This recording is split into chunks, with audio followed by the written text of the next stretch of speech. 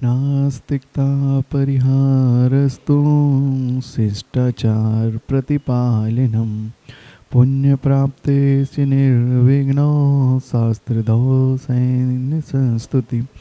बोलिए देवादिदेव जिनेन्द्र भगवान महा आदिनाथ भगवान की। बोलिए वर्तमान शासन नायक वर्धमान स्वामी भगवान की। अब चर्या श्रोमणि आचार्य गुरुवर विशुद्ध सागर जी महाराज की। परम पूज्य मुनि श्री सुप्रभ सागर जी महाराज की। परम पूज्य मुनि श्री प्रणत सागर जी महाराज की। जय जिनेन्द्र बंधु, आप और हम सभी आज एकत्रित हुए हैं सम्यक समाधान के अद्भुत कार्यक्रम में, जो बड़े ही कम समय में बड़ी ही ख्यातियों को प्राप्त हुआ है। ख्याति प्राप्त होने का मात्र एकमात्र कारण है परम पूज्य मुनि श्री सुप्रभ सागर जी के वह अनमोल वचन, जो हर किसी के मन को भाते हैं। आपके मन में भी कोई विकल्प रहता है तो परम पूज्य मुनि श्री सुप्रभ सागर जी महाराज आपके उस विकल्प का समीचीन समाधान देते हैं।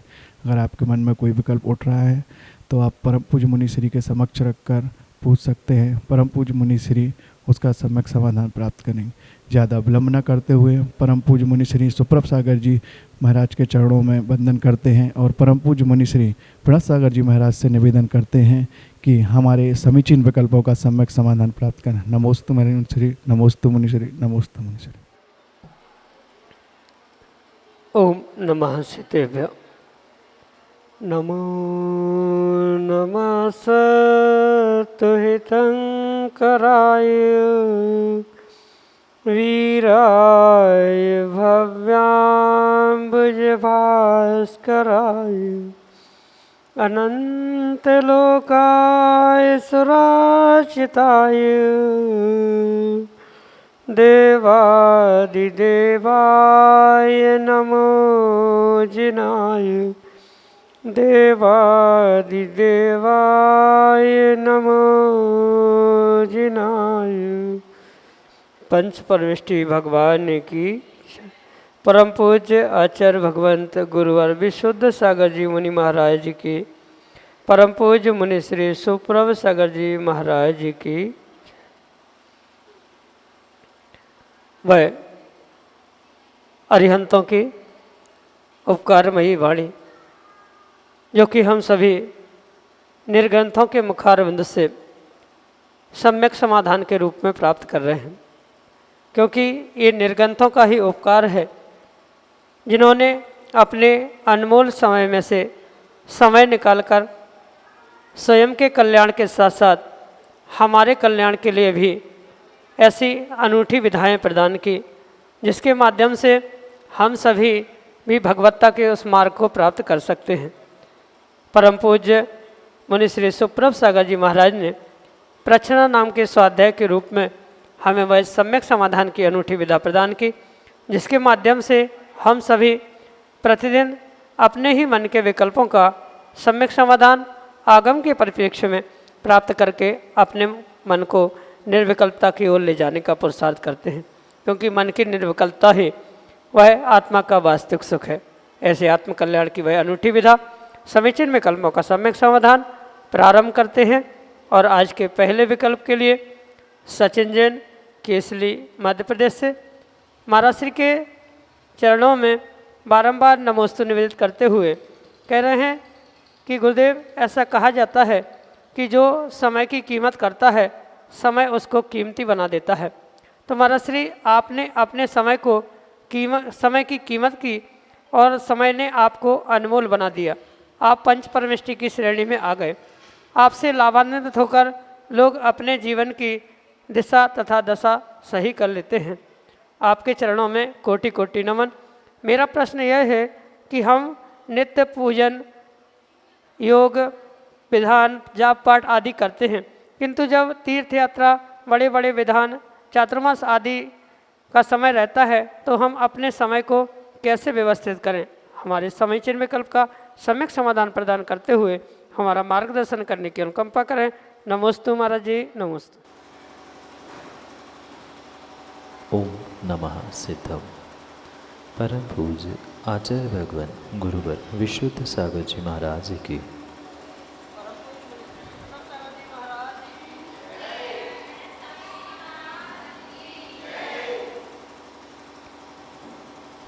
ये परम सत्य है कि प्रत्येक जीव को, प्रत्येक व्यक्ति को समय का नियोजन करना परम आवश्यक है। जब तक उसके पास ये विवेक नहीं है कि कौन से समय पर कौन सा कार्य करना, किसको प्रधानता देना, तब तक किसी भी प्रकार से वह जीवन में सफलता को प्राप्त नहीं कर सकता। भले ही प्रतिदिन वह पूजा पाठ आदि कार्य करता रहे, पर कितना समय पूजा पाठ को देना, कब उस समय का सदुपयोग करते हुए स्वयं के लिए उस पूजा पाठ से मिलने वाले फल की अनुभूति करना, ये व्यक्ति का स्वयं का विवेक, समय का नियोजन ही तय करता है। इसलिए चाहे चौमासा हो, विधान हो या अन्य कोई ऐसे अनुष्ठान हो, जब हमें प्रभु और जिनवाणी के साथ साथ गुरु आदि का भी सानिध्य मिलता है, ऐसे समय पर व्यक्ति को सबसे पहले जो वह अनमोल क्षण मिल रहे हैं, उसको सर्वाधिक समय देने की आवश्यकता है। मतलब आप अगर कहीं तीर्थ यात्रा में गए हैं और वहाँ 50-60 मंदिर है और आपको पूजा पाठ भी करना है, और माना कि 2 घंटे आपने पूजा पाठ में लगा लिए और फिर धूप हो गई, मंदिर के दर्शन करने में या तीर्थ क्षेत्र की वंदना करने में आपका मन नहीं लग रहा है, तो फिर इतनी दूर जाने का क्या मतलब निकला।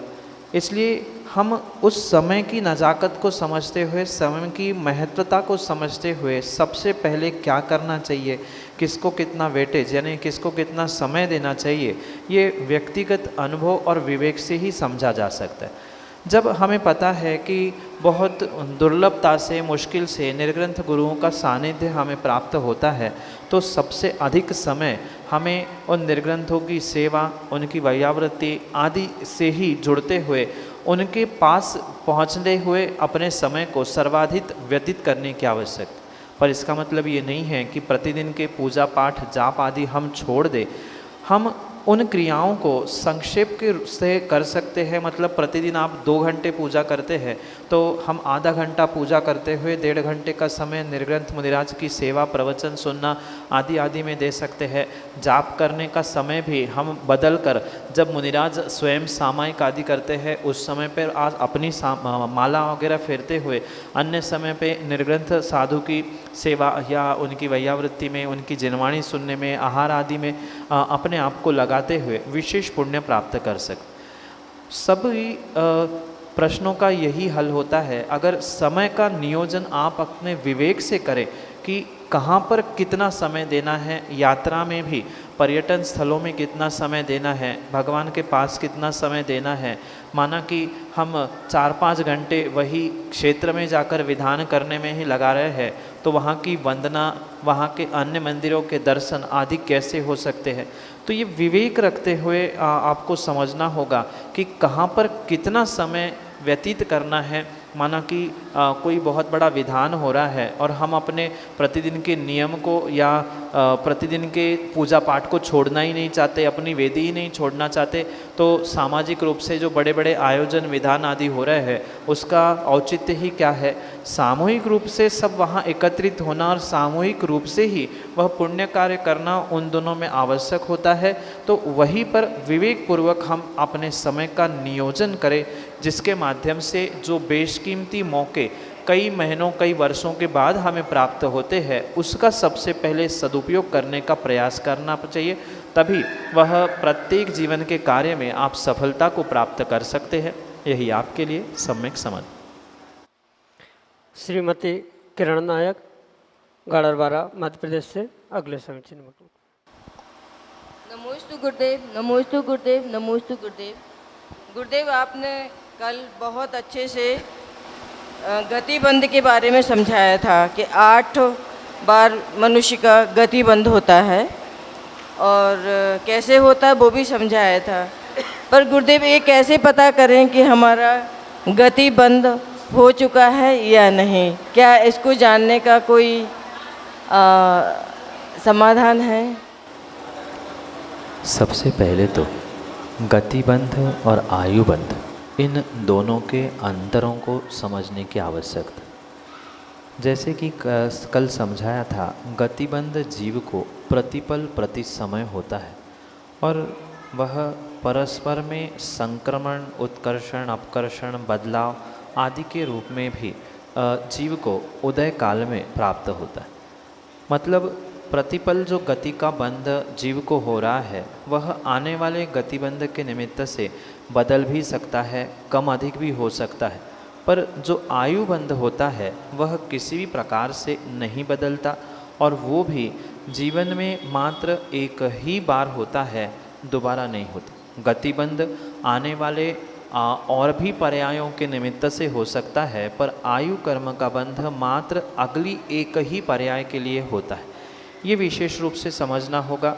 रही बात गतिबंध और आयुबंध को समझना, ये सामान्य विषय नहीं है और छद्मस्त सामान्य रूप से उसे नहीं समझ सकता कि आयुबंध गतिबंध कैसा हुआ है, किसका हुआ है, कितने साल का हुआ है। ये वर्तमान में कोई श्रावक या साधु नहीं समझ सकता, क्योंकि वह अवधि ज्ञानी या मनपरे ज्ञानी, केवली ज्ञानी ही मुनिराजों का प्रत्यक्ष विषय बनता है। परोक्ष रूप से आगम प्रमाणों से हम इतना अवश्य ही समझ सकते हैं, अगर जीव अपने ज्ञान का दुरुपयोग कर रहा है तो हो सकता है उसने गतिबंध कर लिया है, आयुबंध कर लिया है। जैसे शिखर जी आदि के भी निमित्त से आपने सुना होगा, भाव सहित बंदो जो कोई, ताकि नरक पशु गति नहीं होई। तो ऐसे भी हम अपने आप को प्रमाणित कर सकते हैं कि माना कि शिखर जी की वंदना करने के भाव तो है पर कर नहीं पा रहे हैं, या किसी की वंदना करने के भाव ही नहीं हो रहे हैं। जैसे मैंने मुनिराजों के आहारदान के विषय में भी सुबह समझाने का प्रयास किया था। जो व्यक्ति कभी भाव से, श्रद्धा से मुनिराज को आहार देने का प्रयास नहीं करता है, दान देने की कभी इच्छा नहीं करता है, वह नियम से किसी न किसी दुर्गति का बंध उसने किया है, तभी वह उसके साथ ऐसा होता है। इसलिए मात्र आगम के परोक्ष प्रमाणों से ही हम जान सकते हैं कि हमारी परिणति, हमारा परिणाम कैसा है, तभी हम उस गतिबंध और आयुबंध के विषय में समझ सकते हैं। बिल्कुल एग्जैक्ट क्या हुआ है, कैसा हुआ है, अगली पर्याय कहाँ प्राप्त होगी, ये वर्तमान में छद्मस्तों को, संसारी जीवों को सामान्य रूप से समझना संभव नहीं है। परोक्ष रूप से जैसे आगम में आचार्य भगवंतों ने सबके निमित्त बताया है, जो परिवार में, समाज में लड़ने लड़ाने का काम करता है वह नरक गति में जाने वाला जीव है। माना कि उसने नरक गति भी नहीं बांधी है तो देव में भी अगर पुण्य कार्य कर रहा है, मतलब धर्म कार्य करते हुए भी ऐसे लड़ाने झगड़े के काम करता है, तो उसने देवगति तो प्राप्त करने की संभावना है। पर देवों में भी जो देव दुर्गति कहलाते हैं, किलविश जाति के देव होते हैं, भवनवासी जाति के देव होते हैं, तो उनमें वह उत्पन्न होने वाले हैं। ऐसे मात्र आगम के परोक्ष प्रमाण से ही वास्तविक निर्णय किया जा सकता है, पर सामान्य रूप से अन्य किसी प्रकार से ये नहीं जाना जा सकता कि हमारी आने वाली गति, आयु क्या हो सकती है। पर आगम के प्रमाणों को अगर हम समझें तो उससे ये तय किया जा सकता है कि आने वाली पर्याय इस जीव की या मेरी क्या हो सकती। जैसे जो मंद कषायों से युक्त है, कभी किसी पर क्रोध नहीं करता है, किसी से राग द्वेष नहीं, अपने आप में मस्त रहता है, दुनिया से कोई लेना देना नहीं, हो सकता है वह आने वाली पर्याय में देव बनने वाला हो और वो भी अच्छे कुल जाति का देव बनने वाला हो। तो ये सभी जीव के व्यक्तिगत परिणाम, परिणति और उसकी अनुभूति से ही समझा जा सकता है, तभी उसका ये गतिबंध आयुबंध का निर्णय किया जा सकता है। पर वो भी संभावित है, 100% ऐसा ही होगा ज़रूरी नहीं है, क्योंकि माना कि अंतिम समय तक किसी का आयुबंध हुआ ही नहीं है और तब तक तो उसके परिणाम अच्छे रहे, और जब आयुबंध का समय आया और उसी समय पर, उसी काल में उसने कोई विपरीत कार्य कर लिया और धोखे से अच्छे गति की जगह उसे दुर्गति मिल गई, तो वह उस पूर्ण रूप से कर्मों का, भावों का ही लेखा जोखा जैसा बनता है वैसा ही उसका वहाँ पर निर्णय करने की आवश्यकता है। यही आपके लिए सम्यक समझ। CA देवेश जैन, गाड़ावाड़ा, मध्य प्रदेश से अगले समीचीन में कल। नमोस्तु महाराज जी। महाराज जी, हमें ये पता है कि धर्म करना चाहिए, लेकिन धर्म से जुड़े कैसे? मतलब धर्म के फायदे पता हैं, लेकिन धर्म से जुड़ना कैसे है वो हमें नहीं पता।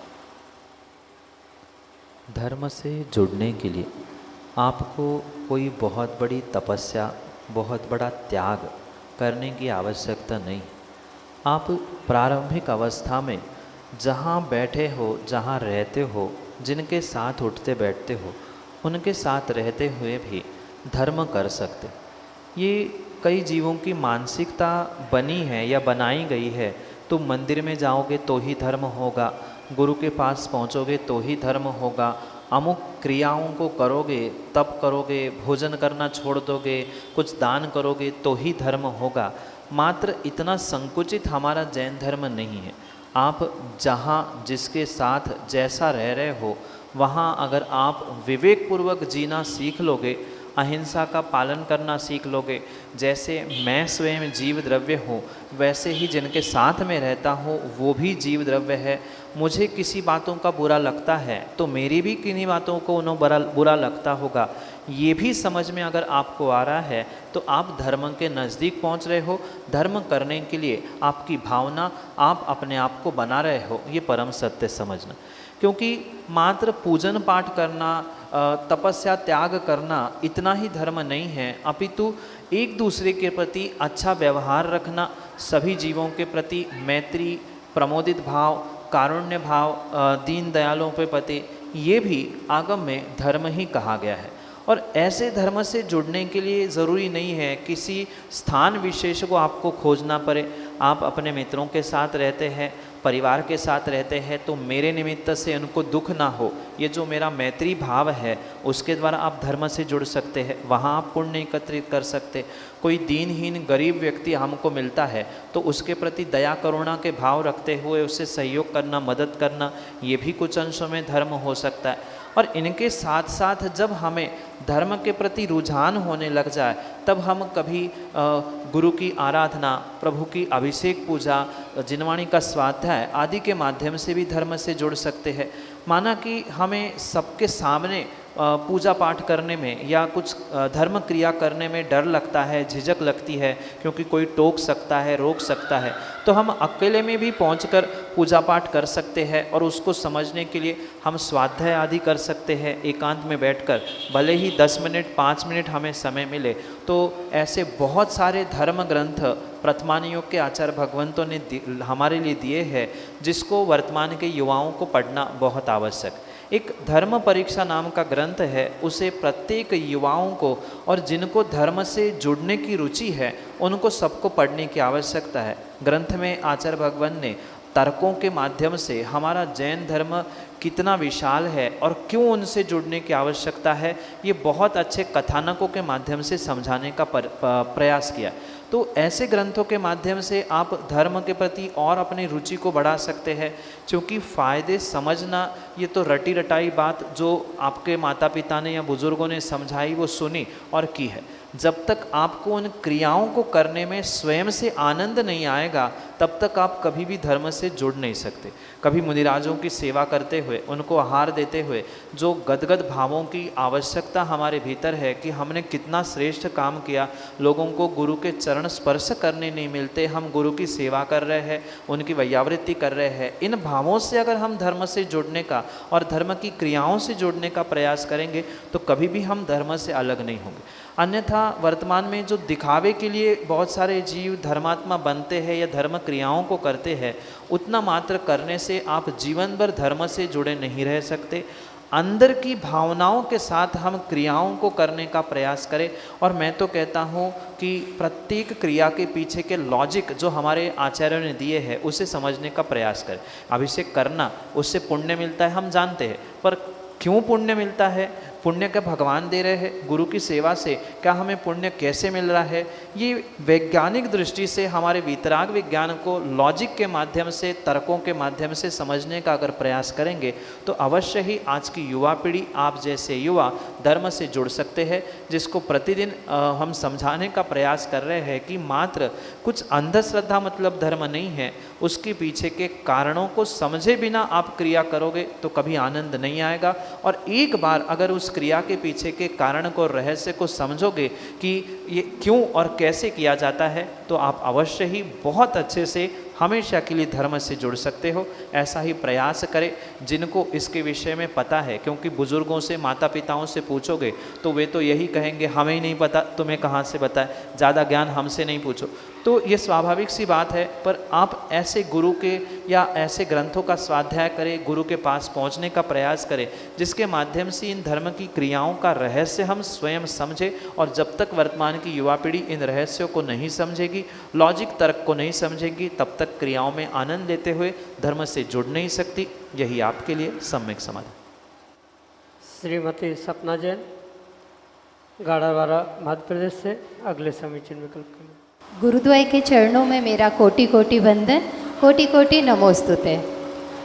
गुरुदेव, कुल किसे कहते हैं? और प्रतिक्रमण में हम पढ़ते हैं माता पिता पक्ष, माता पक्ष और पिता पक्ष। तो इसमें जो 199 कोड़ा कोड़ी कुल आते हैं, तो गुरुदेव हमें इसका आशय बताइए, इसका अर्थ बताइए। कुल शब्द के अनेक अर्थ आगम के परिप्रेक्ष्य में समझने की आवश्यकता। भले ही शब्द कुल एक सा लगता है, पर अनेक अभिप्राय और अनेक अपेक्षाओं से उसके भिन्न भिन्न अर्थ भी आगम में आचार्यों ने प्रदान किए। जो माता का पक्ष होता है, माँ का पक्ष होता है, उसे जाति कहा जाता है, और पिता के पक्ष को कुल कहा जाता है। ये एक कुल की परिभाषा भिन्न हुई। और जो प्रतिक्रमण आदि के माध्यम से 199 लाख आदि जो कुल कोटि की संख्या प्राप्त होती है, ये भिन्न विषय।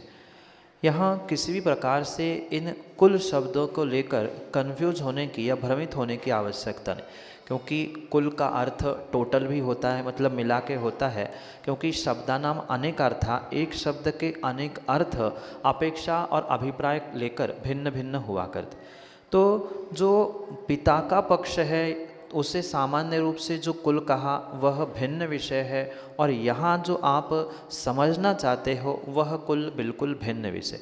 उनका कोई भी तारतम्य नहीं है। पिता का कोई भी किसी भी प्रकार से 199 आदि कुल वगैरह नहीं होते।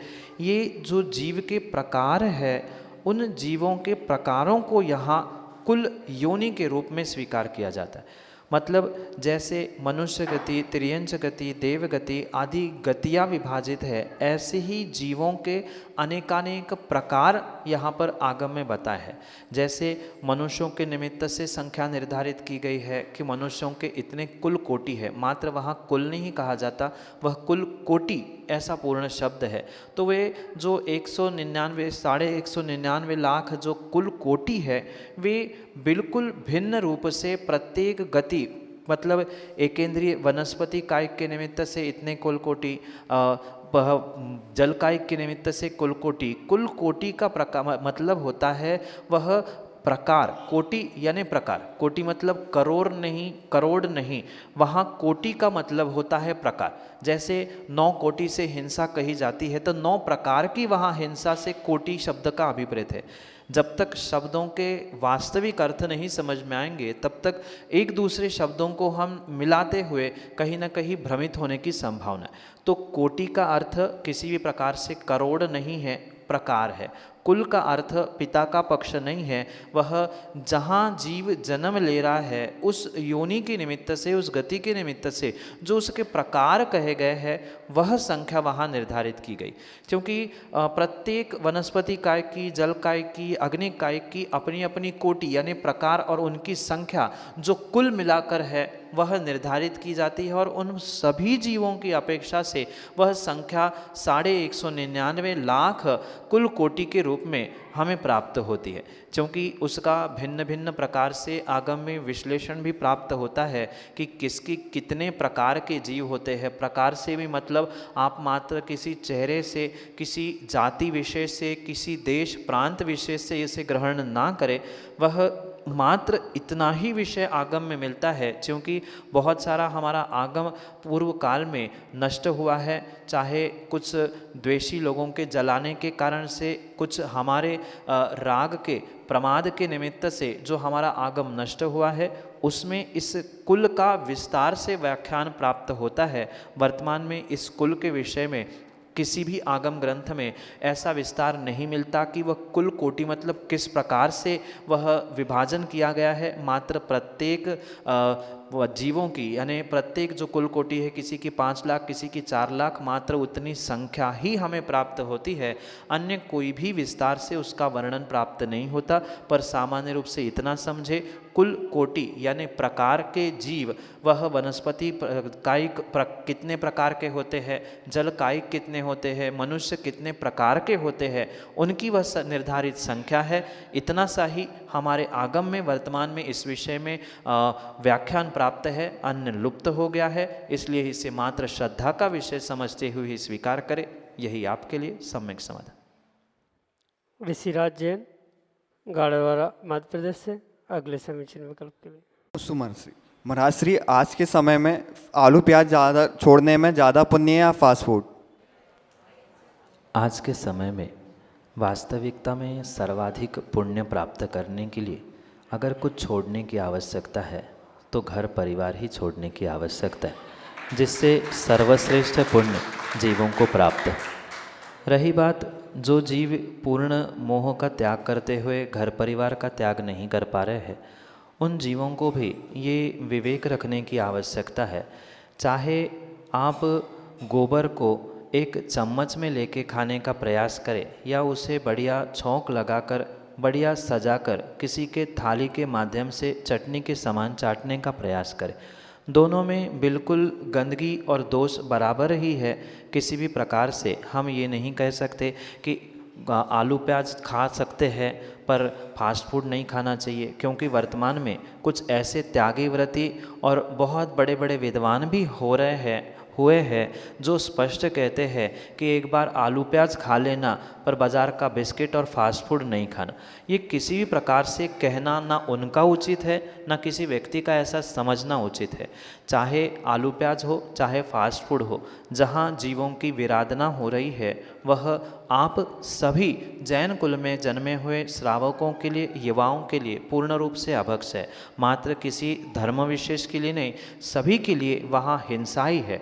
अगर आलू प्याज में जीवों की संख्या हम समझे तो आचार्यों ने कहा है, अगर सुई की नोक उस आलू में या गड़ंत किसी में चुभाई और बाहर निकाले, उस सुई के नोक पर इतने इतने इतने जीव है। अगर वह जीव कबूतर का आकार धारण करे तो जम्बू द्वीप में वह स्थान कम पड़ जाएगा, 1 लाख योजन का जम्बू द्वीप छोटा पड़ जाएगा। इतने सारे जीव एक मात्र सुई के नोक पर उस गड़ंत के निमित्त से प्राप्त होते। और फास्ट फूड की बात करें तो वो कहाँ से कैसा बना हुआ है, क्योंकि फास्ट फूड लगभग मैदे से बनते हैं, आटे से बनते हैं। तो मैदा कब छना है, कब बना है, साक्षात उसमें 3 दिन या 5 दिन या 8 दिन की मर्यादा के बाद में उसमें बहुत बड़ी बड़ी इल्लियाँ भी बढ़ती है। और उसी इल्लियों को पीसकर आज के मैदे आदि के माध्यम से जो बहुत अच्छे अच्छे आपके लिए फास्ट फूड, चाहे मोमोज हो चाहे जो हो, वे बनते हैं। तो आप स्वयं सोचे, चाहे आप चटनी के रूप में मांसाहार कर ले, चाहे सब्जी के रूप में, चाहे रोटी के रूप में, मांसाहार तो मांसाहार है, अभक्ष तो अभक्ष ही है। और ये बहुत बड़ी समस्या वर्तमान में है। जैसे वे फास्ट फूड के माध्यम से बहुत सारे जो लिक्विड आते हैं, चाइनीज़ फूड में भी आते हैं और बहुत सारे इसमें आते हैं, उसमें तो साक्षात जानवरों की चर्बी तक डाली जाती है, जिसके माध्यम से उन पदार्थों को ताज़ा रखा जाता है। तो ये तो आपका विवेक है, आप किसको खाना पसंद करते हैं, मात्र थोड़े से मांसाहार को कि बहुत सारे मांसाहार को चाहे गोबर एक चम्मच खा लेना, चाहे टोकनी भर खा लेना, गोबर गोबर ही है, हिंसा हिंसा ही है। मात्र इतना समझे, ये विवेक आपका है। अगर 7वें नरक जाना है तो दोनों खा लेना, ऊपर रहना है तो थोड़ा थोड़ा कम कर लेना, और स्वर्गों में और मोक्ष में जाना है तो सब छोड़कर हमारे साथ हो जाना। यही आपके लिए सम्यक समाधान। आप देख रहे हैं समीचीन विकल्प का सम्यक समाधान, कैसे परम पूज्य मुनि श्री ने आपके हर एक विकल्प का दिया है समाधान। आपका विकल्प धार्मिक था या लौकिक दृष्टि से, परम पूज्य मुनि श्री हर विकल्प का समाधान देते हैं। अगर आप हमें किसी वीडियो के माध्यम से देख रहे हैं या यूट्यूब पे देख रहे हैं या व्हाट्सएप पे देख रहे हैं, तो आप हमें आपके समीचीन विकल्प को लिखकर भेज सकते हैं, उसकी इमेज भेज सकते हैं, या फिर हमें ऑडियो मैसेज भी भेज सकते हैं। आप हमारे व्हाट्सएप नंबर पर मैसेज करते हैं, जो व्हाट्सएप नंबर है 8707548811।